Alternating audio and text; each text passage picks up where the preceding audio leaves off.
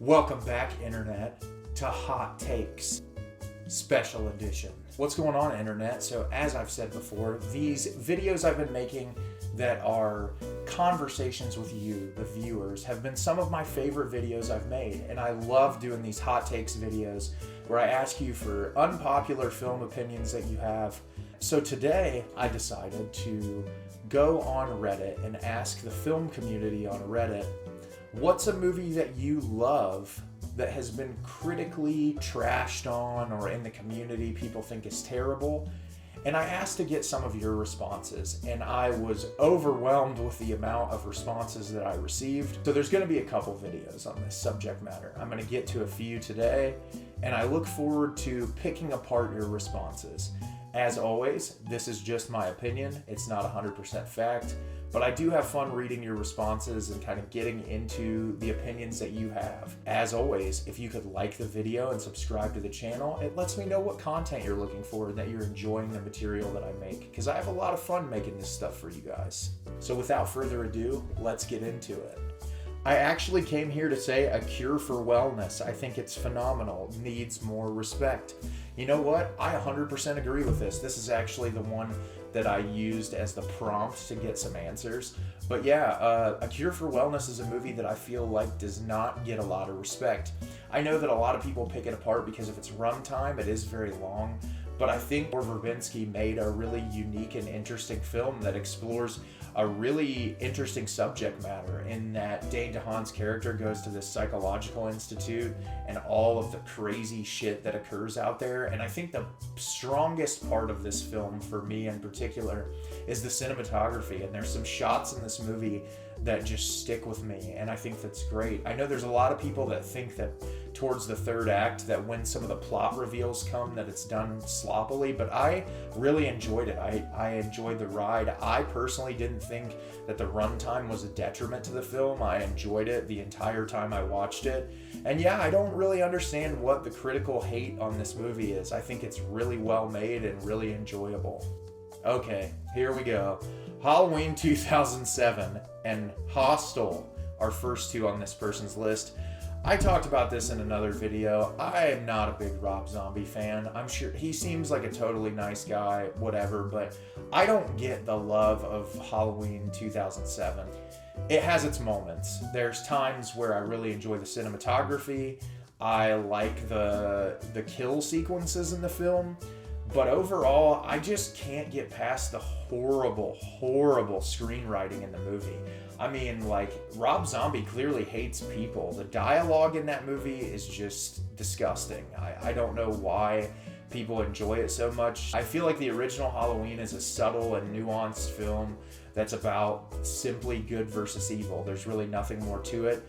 And you take this movie, and I like the first half, but I like it as its own thing, not as an attachment to the Halloween franchise. This whole thing of Michael Myers having a troubled past with a stripper as a mom and an abusive dad and an asshole sibling, it just doesn't make it as interesting for me. Him lashing out, it's like, okay, he killed these people. They kind of deserved it. They're all assholes. Like, okay, now he's just a serial murderer because he was in a terrible, traumatized family situation, is not as interesting as him just being pure evil for no reason. And I think that that's far more fascinating. I think that the cinematography and the performances in John Carpenter's Halloween are far superior to the Rob Zombie film. I don't get it, guys. If you like it, that's cool. Everybody's entitled to their opinion, but I don't understand it. Then Eli Roth's Hostel. I do not like Eli Roth. I think he is also a pretty inept screenwriter. I don't like the way he writes his films. And Hostel to me is pretty blasé torture porn. Not really sure why anyone's into it. I don't feel like there's anything deep or meaningful behind the reason for conveying such horrific imagery on screen.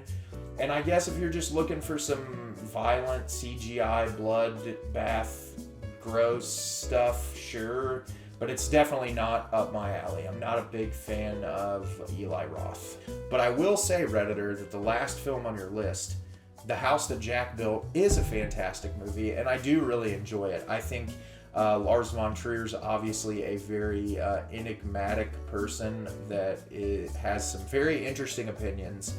And I really liked House That Jack Built. I think it's one of my favorite serial killer films.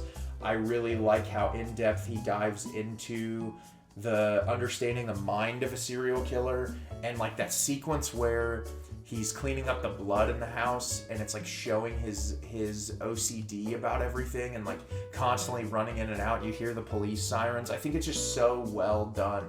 I love the cinematography in the film. It does get a little self-indulgent. You gotta be some sort of egomaniac to include clips from your previous films in your own film. But I do think it's a quality movie, and I really enjoy it, and it's definitely one of the films in Von Trier's catalog that I really enjoy. Under the Silver Lake. Yes, Redditor, this is an incredible answer. Under the Silver Lake, unfortunately, got fucked by A24, which I like A24 a lot. I think they give a lot of filmmakers the ability to put their films out in the mainstream market. But my God, what happened to David Robert Mitchell for this movie? It sucks. I'm so upset that this happened to this movie because I think it's one of the best movies of the past 10 years. And it's a movie I think deserves to be in the Criterion Collection. It's so well made. It reminds me of a lot of David Lynch's later works where it's this really interesting exploration of Hollywood and the mistreatment of women in Hollywood and just overall the environment of the filmmaking community. And there's all this really interesting stuff interlaid into it as well, where it's this fascinating mystery. It has an incredible soundtrack by Disaster Piece. I think David Robert Mitchell's an incredible filmmaker. I loved It Follows, and I think Under the Silver Lake is his masterpiece. I'm really looking forward to whatever he makes next. But yeah, I agree. I think this movie is misunderstood. I think it's fantastically well made. I think Andrew Garfield gives an amazing performance. Riley Keough is great in it. It's just a really fantastic movie that more people need to watch. Batman and Robin. Oh God. The Joel Schumacher Batman and Robin. So when I was a kid, I watched this movie quite a few times, and I had a fondness for it as a young child, but I can't stand this movie. I think the screenwriting is horrible. George Clooney is just playing George Clooney. He's not really Batman. I think that the surrounding cast is terrible, with the exception of Uma Thurman, who clearly understood that the movie was terrible and just kind of plays into the performance. Arnold Schwarzenegger is horrible in this movie. I like laughing at the terrible ice one-liners that he has in the film, but it's just really not well executed, and it feels kind of like a marketing scheme to sell products to kids.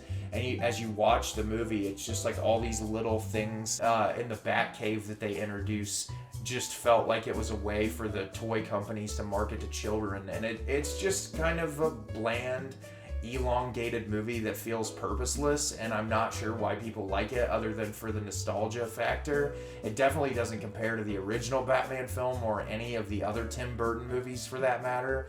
It doesn't capture that atmosphere. It's weird that like the movies felt like they were starting to get darker, and this just kind of backpedaled into campy Batman, like Adam West era Batman. I'm not really sure why people like this movie so much. If you enjoy it for the nostalgia factor, sure, but I think it's pretty poorly written, and I don't like any of the performances in it. Freddy Got Fingered is genuinely hilarious to me. Yes, Freddy Got Fingered is genuinely hilarious, and it's fan-fucking-tastic.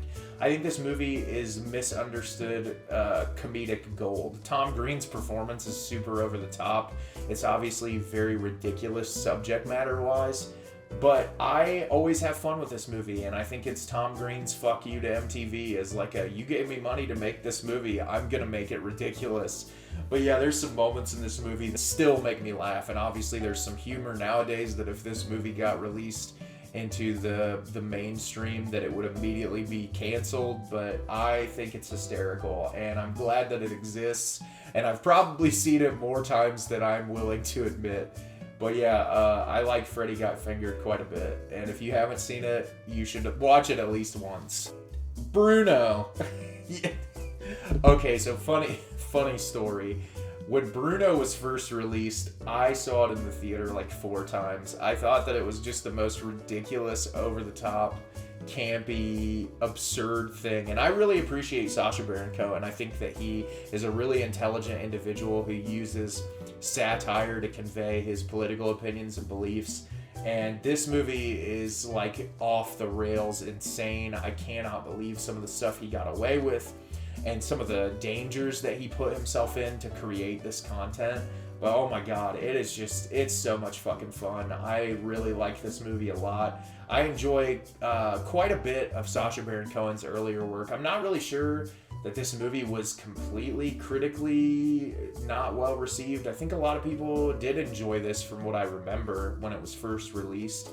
But yeah, I like Bruno quite a bit. I think this is a good answer. The first Transformers movie. Okay, so I don't like Michael Bay. I've talked about this in previous Hot Takes videos. I think Michael Bay is a hack. I don't think he's a good filmmaker. He clearly barely knows how to operate a camera, especially in these Transformers movies where the aspect ratio changes like 200 times in the movie. I don't understand the like of his movies. I get it, like if you're a fan of the Transformers cartoons or you had some kind of nostalgia and you were just excited to see that on screen. But I feel like a lot of Michael Bay's screenplays are really misogynistic and they treat women as completely just objects, and it bugs me quite a bit. And Megan Fox in this movie is nothing more than just like eye candy. There's nothing about her character that's interesting. She's just kind of there to be half naked and be stared at. And I mean, I guess, you know, if you enjoy this for the sole fact of seeing robots fight on screen, sure. But I think that the screenplay is really bad. I don't like Michael Bay's cinematography. The editing is like nauseating. I just don't get the love for the Transformers movies. I mean, if you enjoy them, good on you, I guess. But yeah, I'm not a Michael Bay fan. Pretty much every Adam Sandler and Kevin Smith movie. Okay, so let's start off with the Sandman. I have a soft spot for Adam Sandler. I think that he seems like a really great guy, but he has made some hot trash, and I don't know how you could say that you enjoy every one of his movies. I mean, I saw Jack and Jill in the theater, and that was pretty painful. I'm not gonna lie. I had a hard time making it through there. It's kind of crazy to think that Sandler attaches himself to so many incredible projects, and then he, like in his free time, he just makes garbage that people continue to consume for some reason. I remember seeing Grown Ups in the theater and like thinking to myself, did a bunch of 15-year-olds write this movie? Like, oh my god, it's just so bad. But people for some reason just eat up his shit, and it's like the most bland, boring poop and potty humor that you could imagine, and for some reason people don't get tired of it. I am absolutely sick of Adam Sandler's stupid voice performances that he does in movies. I get so sick of the it just drives me nuts. It was cute and charming when he first got into the industry, and now it's like, oh my god, he's been getting away with it for so many years. Like, how do people still enjoy this shit?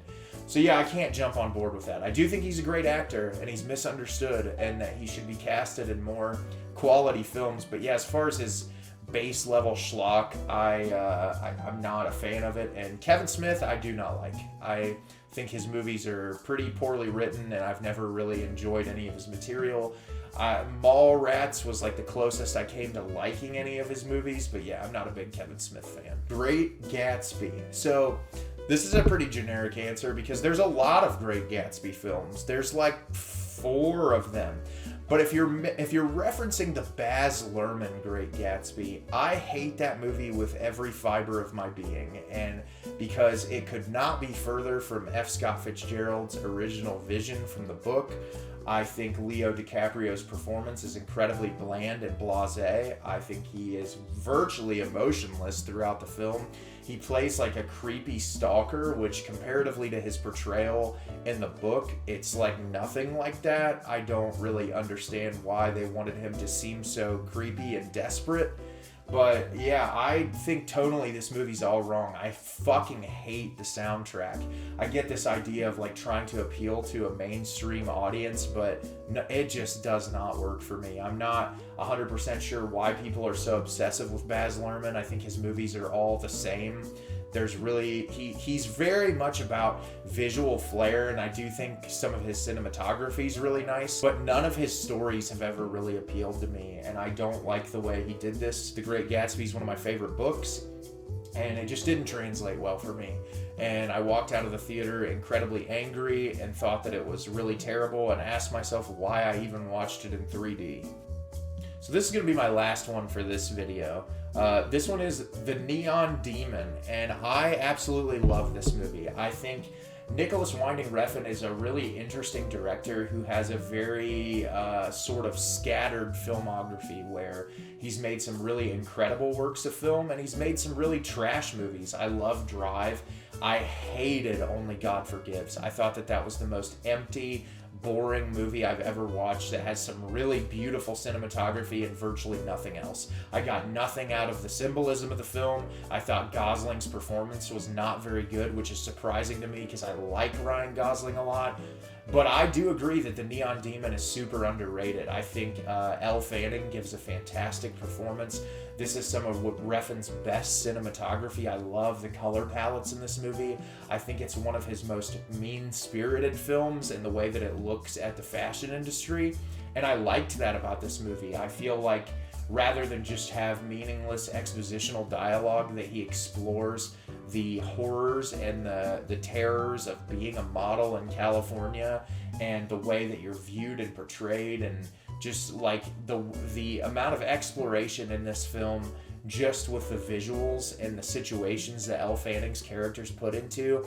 It's one of my favorite of Refn's films, and I might even like it a little more than Drive, which is crazy because I love Drive and I love the soundtrack. But yeah, Neon Demon is super underrated, and I think more people need to watch it. So that's my list for the day. Did you guys agree with some of these responses? Did you disagree with my answers to the responses? Let me know in the comments down below. I'm always interested to hear what you guys have to say. As always, if you could like the video and subscribe to the channel, helps me out a lot and lets me know the type of content you're looking for. I've got a lot of new stuff planned for the future, and I'm excited to get it out there for you.